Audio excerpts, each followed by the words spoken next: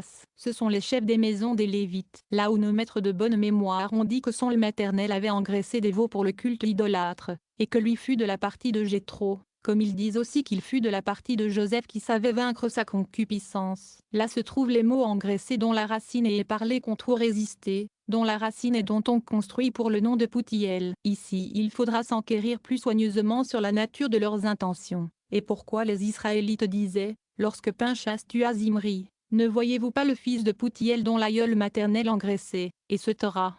Et dans quel esprit cela fut dit? Également pourquoi dans le Zohar se trouve cette question? Certes Pinchas était seul, pourquoi donc est-il écrit, ce sont les chefs des familles des Lévites? Également quelle est l'intention de l'écriture? Quant au passage de cité on dit qu'Éléazar épousa une des filles de Poutiel, et aussi sur ce qui est écrit au Nombre 25, verset 7, et Pinchas fils d'Éléazar vit. Car qui vit-il? Et pourquoi personne autre ne se leva parmi les Israélites pour exercer cette vengeance, alors que Moïse notre maître et les plus importants parmi les hommes de cette époque se trouvent présents? Il faut aussi rechercher pourquoi l'Écriture dit au passage cité, Pinchas fils d'Aaron prêtre. Pourquoi si les fils d'Éléazar dit-on qu'il est fils d'Aaron? Il y a beaucoup de questions de ce genre dans le Zohar. Il faut savoir que Pinchas avait en lui deux psychés, une de la partie de Joseph, l'autre de Jéthro. C'est pourquoi il lui fallut restaurer les deux à propos des gouttes de semence répandues en vain, lorsque la femme de son maître voulait le séduire, car où il résista à sa concupiscence à ce point que la semence s'échappa de ses mains,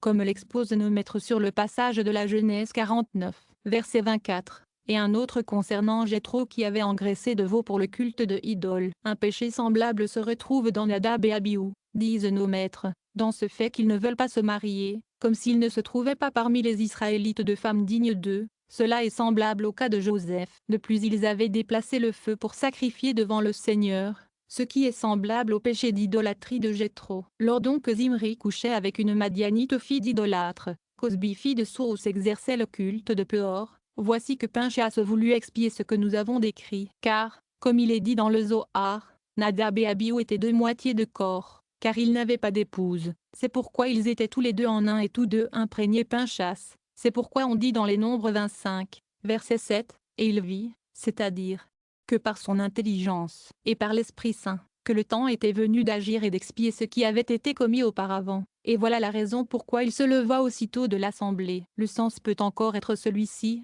et il voyait le fils d'Aaron le prêtre, c'est-à-dire, et il voyait les psychés de Nadab et d'Abihu fils d'Aaron le prêtre se tenant en face de lui et prêtes à entrer en lui, parce qu'elles avaient à expier les mêmes délits. Mais il lui eût dit, il voyait le fils, et non les fils d'Aaron le prêtre, mais c'est parce que tous les deux étaient dits moitié de corps et se fondaient en un seul sujet, puisqu'il était compris en un. Et c'est ce qui est dit ailleurs, Exode 6, 25, et Éléazar fils d'Aaron le prêtre épousa une des filles de Poutiel qui lui donna Pinchas. Et ceux-là étaient les chefs, bien que Pinchas ne fût qu'un. Nadab et Abihu, chefs des pères des Lévites, étaient cependant en lui. Cela se fit par c'est-à-dire par Éléazar qui dans la particule est tourné vers la bonté, comme il est dit dans Psalmiste 52, verset 3, la bonté est présente toute la journée. Joseph est appelé aussi l'homme de bonté. Proverbe 1, verset 17, car il est lui-même le fondement en même temps que la bonté dans la bouche de la mère. De plus en lui se trouvait c'est-à-dire le secours, parole qui se tourne vers la rigueur,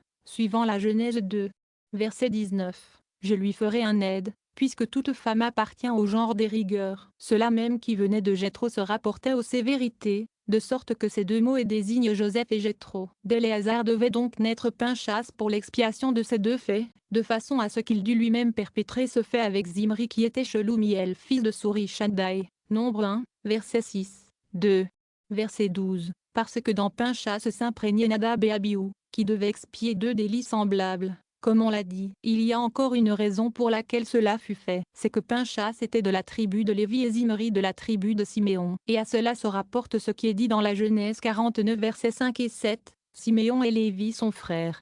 Maudite soit leur fureur qui ne désarme pas. Déjà dans Siméon il y avait 5 familles de pères, Exode 6, verset 15, Iomuel, Yamin, Ohad, Yakin, Sokar, Kiézérak, et Saoul fils de la Cananéenne, ce qui en tout fait 5. Un d'eux était mort et c'est pour cela qu'il n'en est pas fait mention. Pinchas était de la 3e tribu des Israélites et tuait Cosbi fille de Sour qui était le 3e roi des 5 Madianites, de sorte qu'il en résultait en lui un Kiner, comme les rois Madianites étaient 5. Nombre 31.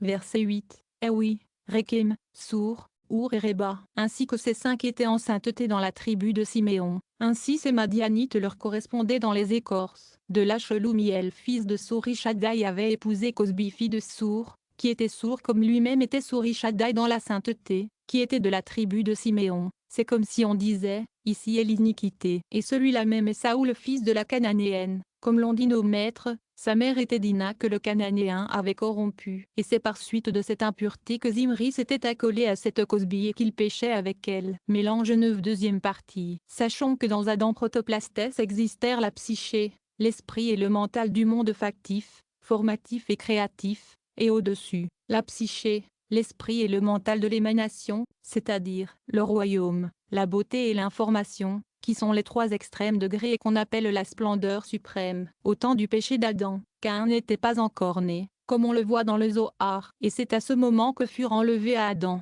la psyché, l'esprit et le mental du monde émanatif. Enoch, en devenant ange, recevait quant à lui le mystère de la splendeur de ce monde suprême de l'émanation, c'est-à-dire le mental. Élie recevait l'esprit émanatif, car lui aussi devenait comme Enoch, digne d'être ange, et que tous deux n'avaient plus à mourir. Pour la psyché émanative, elle revenait, après que le mal eût été mêlé au bien, à Caïn et Abel chargés de la restituer suivant ses nécessités. On donne à ce mental émanatif le nom de Seigneur du monde parce que c'est du monde émanatif qu'il tire son origine et qu'il exerce sa domination sur tous les autres mondes inférieurs. Et c'est parce que dans chaque juste il y a 2 esprits, l'un en bas, l'autre en haut, que l'on emploie la double appellation, suivant l'exemple donné par la Genèse 22, verset 12. Abraham. Abraham, il n'y a pas là matière à se demander, mais lorsqu'Enoch était sur terre, qui donc était alors dans les degrés supérieurs le Seigneur du monde à la place de Métatron? Cette portion du mental était dans la suite attribuée au juste Joseph,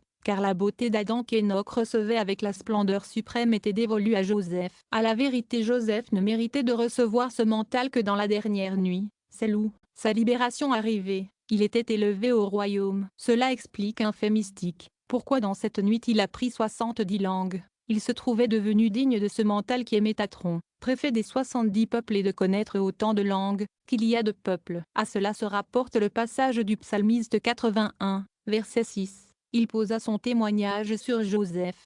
Avec le passage de Job, 17 verset 19. Voici mon témoin est dans le ciel, par quoi on entend Élysée, et mon témoin est dans le haut des cieux, par quoi on entend Métatron. Donc le témoignage de Métatron est donné à Joseph. Le mental de ceux-là n'avait point passé par la mort depuis le temps où le protoplastes mourait, il était emporté avant la mort du corps. Mais Joseph avait irrité ses frères par ses songes au point qu'ils le vendirent. De ce fait il était puni et il fallait que ce mental vînt révoluer dans Rabbi Ismaël fils d'Élisha, grand prêtre, pour y supporter réellement la peine de la mort. De là vient que Rabbi Ismaël avait la même surprenante beauté qu'avait eu Joseph le juste, et c'est pour cela que dans son livre qu'on appelle le livre des palais, il appelle toujours Métatron la gloire de sa splendeur. Dans le même ordre d'idées, Élie ne méritait pas de recevoir une partie de cet esprit avant d'avoir, jusqu'à Pinchas, achevé cela à Chittim, Nombre 25, verset 7, et alors il avait reçu cet esprit. Telle est la raison pour laquelle, quand on parle d'Élie, on ne fait mention que de l'esprit,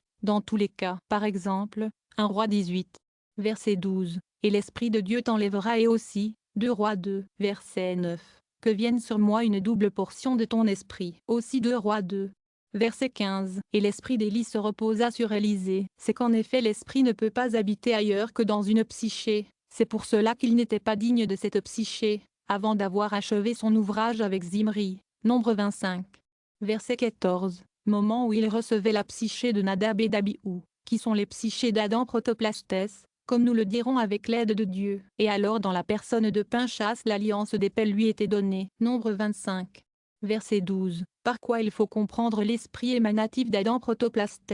On le dit paix parce que le mystère de l'esprit descend de la beauté et du fondement, à qui revient le nom de paix. À cela se rapporte Ésaïe 27, verset 15, paix. Paix à ceux qui sont loin comme à ceux qui sont proches. Le mystère de la psyché émanative est partagé entre Caïn et Abel. La partie de Caïn est révoluée dans toutes les révolutions déjà connues, dans Caïnan, Mahalaël et Setera, jusqu'enfin dans Nadab et Abihu qui sont 2 moitiés de corps. Après eux c'est Pinchas qui la reçoit. Cela peut faire comprendre ce passage des Nombres 9, verset 6.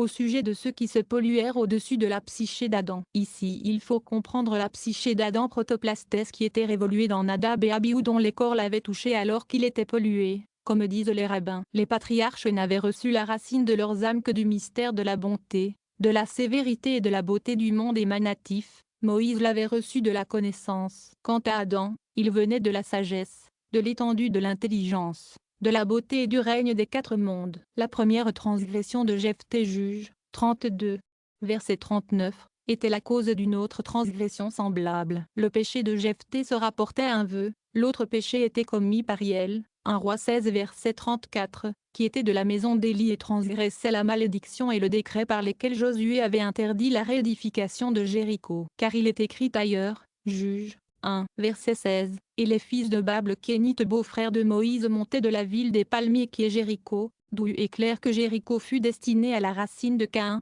c'est pourquoi Hiel, qui était de la racine de Caïn, réédifia la ville de Jéricho. Ce dernier est dans la suite appelé Élie Tisbite, ce qui indique que cette âme était de la tribu de Gad, parce qu'alors Nadab et Abihu n'étaient pas encore restitués. L'âme même de Pinchas avait péché et Élie de la tribu de Benjamin ne venait que pour l'unir à des âmes neuves. Or, puisque Pinchas est appelé du nom de cette âme de la tribu de Gad, il en ressort qu'Élie est une racine en ce lieu. En attendant que Nadab et Abihu fussent restitués, il était l'ambassadeur de Dieu, comme le prouve le passage des 1 Roi 18, verset 39. Alors tout le peuple se prosterna et dit, Tétragrammaton est Dieu. C'est ainsi que fut remis le péché de Nadab et d'Abihu qui avaient séparé les plantes de leur tronc, c'est-à-dire qui avaient médité la division dans la divinité, et avaient altéré la gloire cohabitante. C'est pourquoi on disait, Tétragrammaton est Dieu, indiquant ainsi la restitution de l'unité divine. C'est alors, lorsque Pinchas s'enfuyait dans la caverne, que fut remis le péché de Nadab et d'Abihu et qu'ils furent enlevés à la terre et montés au ciel. Cette psyché était donnée à Élisée, comme l'indique le passage des 2 Rois 2, verset 9.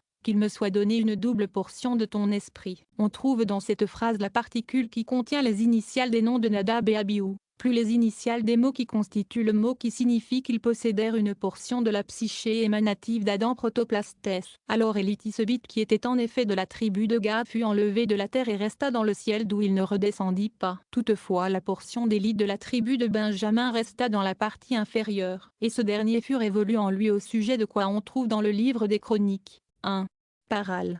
8 verset 27. Élie écrit avec leur cantique. Dans la suite il fut uni avec les lettres d'Élie Tisbite, qui est dans les sphères supérieures. Celui-là est donc Élie de la tribu de Benjamin qui monta, descendit, parla avec les sages et accomplit des miracles. C'est cela même qu'il indiquait aux sages en leur disant, « Je descends de la postérité de Rachel », car il ne savait pas à quelle partie il se rapportait. Il se joignait à cette goutte de Jéthro donnée par Hiel qu'il recevait lui-même à sa mort. C'est cette goutte qu'Élie donnait à Jonas fils d'Amittai. Le même sera le Messie fils de Joseph, ce qui fait dire à d'Élie dans son livre, « Cet enfant que moi j'ai ressuscité est le Messie fils de Joseph ». Pour la même raison on dit dans le Zohar que Jonas procède de l'horoscope d'Élie. Tout ce qui resta d'Élie Tisbite fut l'âme de l'autre Élie, celui qui sortait de la tribu de Benjamin. Ici se pose une question. Lorsqu'Élie commettait le crime d'élever un autel sur lequel le feu du ciel descendait et lorsqu'il tuait les prophètes de Baal, pourquoi est-il écrit dans 1 Roi 19, verset 4, « Et sa psyché désirait la mort ?» Qu'est-ce que cela signifie? Et aussi pourquoi dit-il, « Car moi je ne suis pas meilleur que mes pères ?» La chose est telle, ainsi qu'il est écrit dans le Zohar à la section Pinchas, à savoir que Pinchas fut Élie. On peut dire qu'à l'époque où Pinchas montrait tout son zèle pour son Dieu, les âmes de Nadab et Abihu furent imprégnées en lui. Mais au temps du péché de Jephthé, quand Pinchas pécha parce qu'il ne voulut pas venir à Jephthé pour le dégager de son vœu, les âmes de Nadab et d'Abihu s'envolèrent de lui. Ce qui fait dire au paral. 1. Paragraphe 9, 20. Auparavant quand Dieu était avec Pinchas, c'est-à-dire avant son péché, après, ces âmes s'en allèrent de lui et rien ne fut plus avec lui comme auparavant. À partir de ce moment il n'est plus fait mention du nom de Pinchas, mais à la suite on lui donne le nom d'Élie. Quand Élie rebâtit l'autel brisé, et accomplit cette œuvre, les âmes de Nadab et Abihu lui revinrent à cause de son zèle pour son Dieu en face des prophètes de Baal comme ils avaient précédemment imprégné Pinchas pour un zèle semblable. Leur restitution s'effectuait par la chute du feu du ciel parce qu'ils avaient péché en offrant un feu étranger, et le feu sortait du Seigneur et les consumait. Déjà ils se restituaient en disant, Tétragramme Dieu, ce qui payait leurs péchés. C'est pour cela qu'ils s'écriaient 2 fois, Tétragramme Dieu, pour que tous deux réunissent ce qu'ils avaient autrefois séparé. C'est ce que signifie la parole d'Élie, 1 Roi 18, verset 37, Réponds-moi Seigneur, exauce-moi. » Et oui, il la répète pour indiquer la restitution de tous les deux. Quand ils furent tout à fait restitués, ils se séparèrent de nouveau de lui comme il arrive dans l'embryon ou si quelqu'un en imprègne un